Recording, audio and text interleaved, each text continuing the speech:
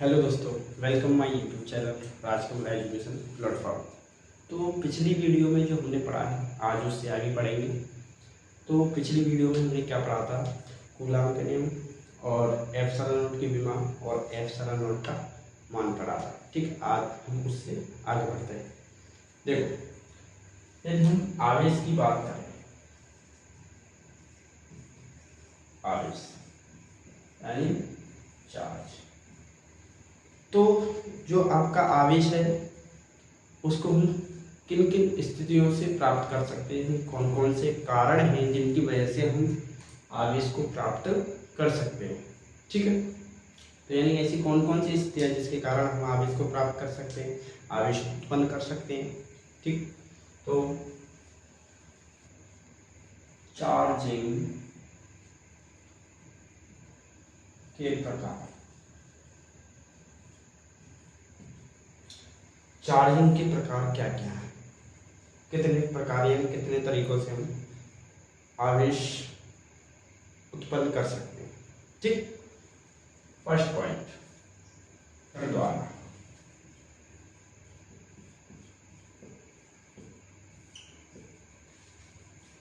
तो अब ये जो पॉइंट आता है कि घर्षण द्वारा आवेश कैसे उत्पन्न हो सकता है, ऐसा क्या है जो घर्षण द्वारा क्या आवेश उत्पन्न हो सकता है। तो हमारे पास दो वस्तु हैं, एक वस्तु है ए और एक वस्तु क्या है बी। एक वस्तु क्या है ए और एक वस्तु क्या है बी। तो इस वस्तु पर मान लिया आवेश क्या है, प्लस आवेश है। जैसे घर्षण द्वारा कैसे, आपने कभी एग्जाम्पल किया होगा, आप लोग सर में अपना पेन लेके छोटे छोटे कागज के टुकड़ों को डालते हैं, फिर जो कागज के टुकड़े होते हैं वो किससे आ जाते हैं, पेन से आ जाते हैं। तो ये जो प्रकार है वो क्या है आपका, घर्षण द्वारा आवेश तो उत्पन्न करना। ठीक है, और भी बहुत सारी चीजें हैं, जैसे कि एक वस्तु को दूसरे वस्तु के ऊपर रगड़ते हैं, जैसे कि हम रात को सर्दियों में सोते हैं, कंबल के अंदर हाथ को चलाते हैं, तब भी हम देखते हैं तो उसमें हमें छोटे छोटे प्रकाश के कण से दिखाई देते हैं। तो वो भी क्या है आपका घर्षण द्वारा घर्षण द्वारा क्या है आपका चार्जिंग पॉइंट। तो दूसरा पॉइंट इसका समझते हैं, प्रेरण द्वारा।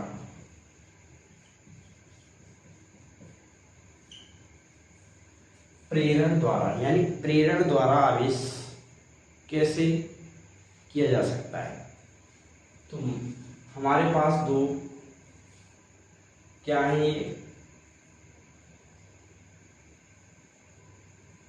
ये आपका स्टैंड है, ये आपका क्या है स्टैंड।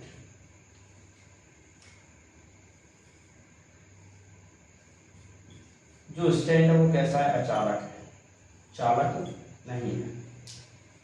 तो ये जो आपके गोले हैं, ये गोला ए है, ये गोला क्या है बी है। एक गोला क्या है ए है और एक गोला क्या है आपका बी है। माना एक गोले पर आवेश क्या है मेरा, प्लस आवेश। एक गोले पर आवेश कौन सा है आपका, प्लस आवेश है, और एक गोला है वो आवेशहीन है। दूसरा गोला क्या है आपका आवेशहीन है। तो मैंने क्या किया, इन दोनों गोलों को मिला दिया, इन दोनों गोलों को क्या कर दिया, मिला दिया।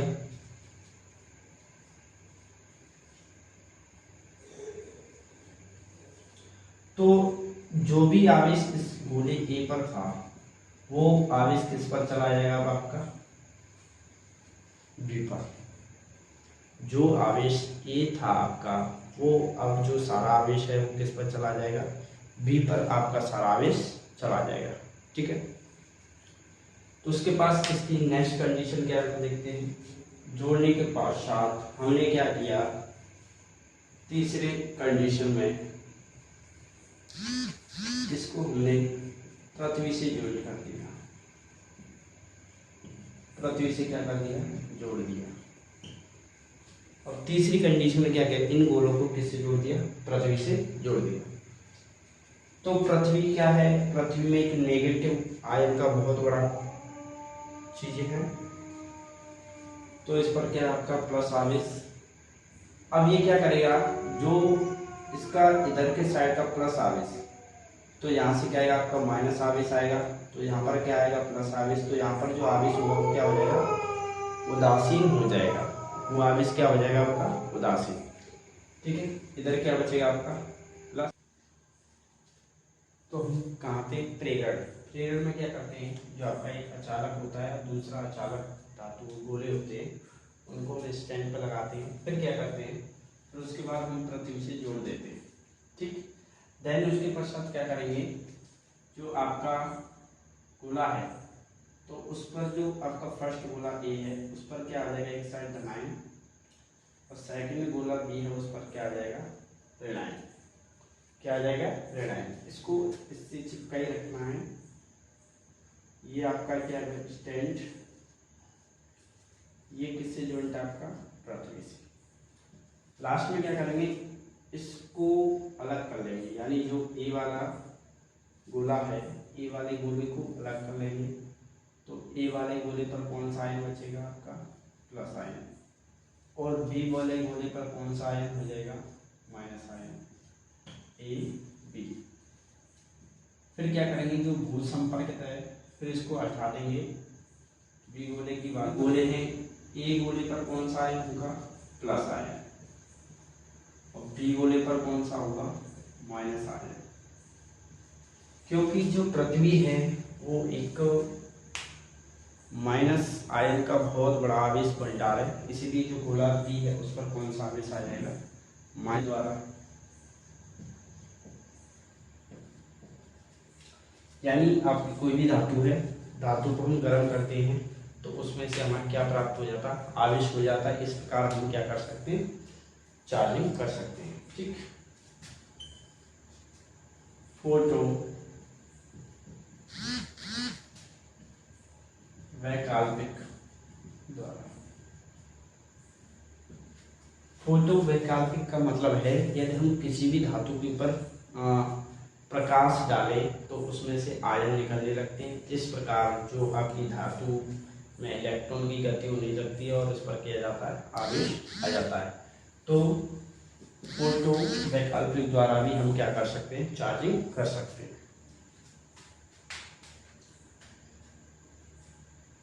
देखो चार्जिंग का मतलब क्या है,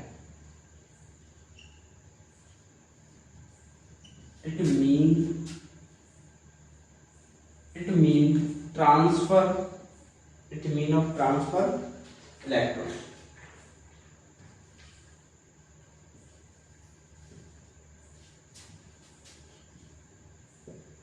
यानी चार्जिंग का मतलब है इलेक्ट्रॉन का ट्रांसफर। यदि आपके इलेक्ट्रॉन ट्रांसफर हो रहे हैं तो क्या हो रही है, चार्जिंग हो रही है। यदि आपका इलेक्ट्रॉन ट्रांसफर नहीं हो रहे हैं तो आपकी चार्जिंग नहीं हो रही है। देखो नेक्स्ट जो हेडिंग हमारी कूलाम के नियम का सदिश निरूपण, इसे इंग्लिश बोलते हैं coulombs law in vector from is a vector. तो इसमें क्या होता है, मान लिया हमारा एक बिंदु O, क्या है बिंदु O से R1 व R2 की दूरी पर कोई आवेश हमारे Q1 और Q2, यानी बिंदु O से R1 व R2 की दूरी पर क्या है Q1 व Q2 आवेश है। तो मान लिया जो Q1 है Q2 पर फोर्स लगाएगा वो F21 वेक्टर से डिनोट करेंगे। Q2 Q1 पर फोर्स लगाए उसे F12 वेक्टर से क्या करेंगे, डिनोट करेंगे। तो जो R1 है, R1 का जो वेक्टर सदिश है R12, यानी Q1 से QQ1, इसकी स्थिति को प्रदर्शित करेगा, और R12 है Q2 से Q1 की स्थिति को क्या करेगा, प्रदर्शित करेगा। ठीक, यदि हम R21 की वैल्यू निकालें, यानी R21 वेक्टर की वैल्यू निकालें, तो उसका जो अंतर होता है R2 माइनस R1 वेक्टर अंतर होता है। और जो हमारे आवेश होते हैं वो क्या होंगे, Q1 व Q2 जीरो से क्या होंगे, बड़े होंगे। ठीक, तो इसकी थ्योरी देखते हैं। इसकी थ्योरी क्या है, माना Q1 व Q2 एक चिन्ह के दो बिंदु आवेश हैं, यानी Q1 व Q2 है वो आपके क्या हैं, प्लस आवेश हो सकते हैं और माइनस आवेश भी हो सकते हैं। इनका मूल बिंदु O है, इनका मूल बिंदु दोनों का क्या है, O है। इनके स्थिति सदिश R1 तथा R2 वेक्टर है, यानी इनके स्थिति सदिश क्या है, ये आपका R1 वेक्टर और ये आपका R2 वेक्टर दोनों हैं। माना Q2 के कारण Q1 पर बल F12 वेक्टर तथा Q1 के कारण Q2 पर बल क्या होगा, F21 वेक्टर होगा तथा इनका इंगत विस्थापन जो होगा R12 होगा। ये इसकी क्या हो गई, थ्योरी हो गई। क्या हो गई, थ्योरी। इसका स्क्रीनशॉट ले लीजिए। अच्छा की बात करें तो Q1 व Q2 का इंगत सदिश, Q1 व Q2 का जो इंगत सदिश है वो क्या है, R12 वेक्टर, यानी Q1 व Q2 का जो इंगत सदिश है वो क्या है, R12 vector. Clear, first condition हो गई। तो जो मेरा R12 कैप होगा, R12 जो इसका एकांक सदिश होगा वो क्या होगा, R21 वेक्टर बटे R21, यानी R21 का जो है मेरा क्या वेक्टर बटे R21 का मॉड ऑफ, यानी इसका परिणाम। क्लियर। सेकंड पॉइंट की बात करें, आज और आगे लिखना चाहे तो और आगे ले सकते हैं, R12 के बराबर, तो इसको यदि हम लिखना चाहें R21 वेक्टर अपॉन R21, तो इसे माइनस के R12 वेक्टर बटे क्या लिख सकते हैं, R21। क्लियर, यानी R12 वेक्टर बटे क्या लिख सकते हैं, R21। तो ये किसके बराबर हो जाएगा, माइनस के R21 कैप के बराबर, यानी R12 कैप किसके बराबर हो जाएगा, माइनस R21 कैप के बराबर हो जाएगा।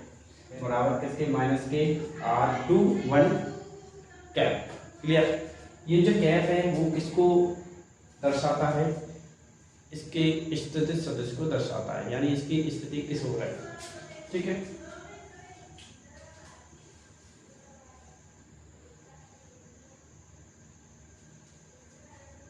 यानी R12 कैप तथा R21 कैप विपरीत दिशाओं में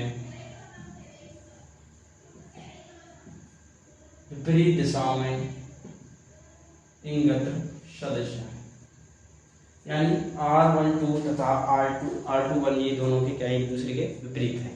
टर्म्स लॉ की बात करें तो F21 वेक्टर बराबर क्या होगा, F21 वेक्टर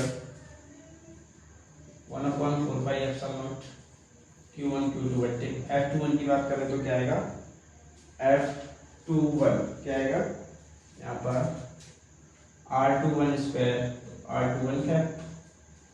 ठीक है, यहाँ पर R21 स्क्वायर क्या आ जाएगा, R21 कैप। अगर बात करूँ R21 की, तो जो R21 है वो मेरा यहाँ पर क्या दोनों विपरीत है, क्या है, विपरीत। इसी प्रकार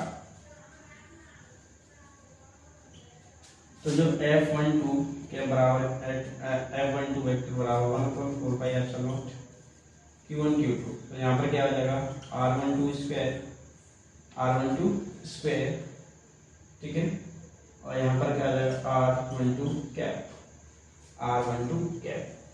अगर हम यहाँ पर R12 की वैल्यू देखें, जो R12 की वैल्यू क्या है, माइनस के 2R1 क्या है, चूंकि R12 के बराबर माइनस के R21 कैप, तो इसकी वैल्यू यहाँ पुट करेंगे, F12 वेक्टर बराबर 1/4πε0 Q1 Q2 अपॉन R21, यहाँ पर क्या आ जाएगा, माइनस स्क्वायर हो जाएगा R21 कैप। तो इसका जो लास्ट पॉइंट है, तो लास्ट पॉइंट क्या है, जो ये वाली वैल्यू सेम है और ये वाली वैल्यू भी सेम है, F12 के बराबर माइनस के F21 वेक्टर, F12 वेक्टर बराबर माइनस के F21। ठीक है, तो ये होता है आपका क्या, सदिश निरूपण।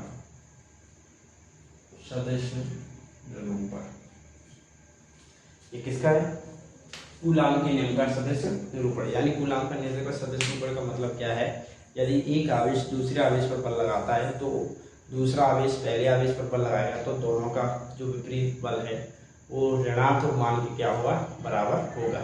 ये क्या है आपका कूलाम के नियम के सदस्य निरूपण का मतलब है। ठीक, इसका स्क्रीनशॉट ले सकते हैं। आज की वीडियो में इतना ही। अगली वीडियो में हम पढ़ेंगे बहुलक आवेशों का अध्यारोपण, उसके बाद वैद्युत क्षेत्र, उसके बाद अन्य जो भी टॉपिक है पहले चैप्टर के। तो मेरी वीडियो अच्छी लगी तो लाइक एंड शेयर करना तथा अपने दोस्तों के पास भेजना और चैनल को सब्सक्राइब करना और बेल आइकन को भी दबाना, जिससे कि मैं नई वीडियो अपडेट करता रहूँ और सबसे पहले वीडियो आपके पास पहुँचे। Thank you.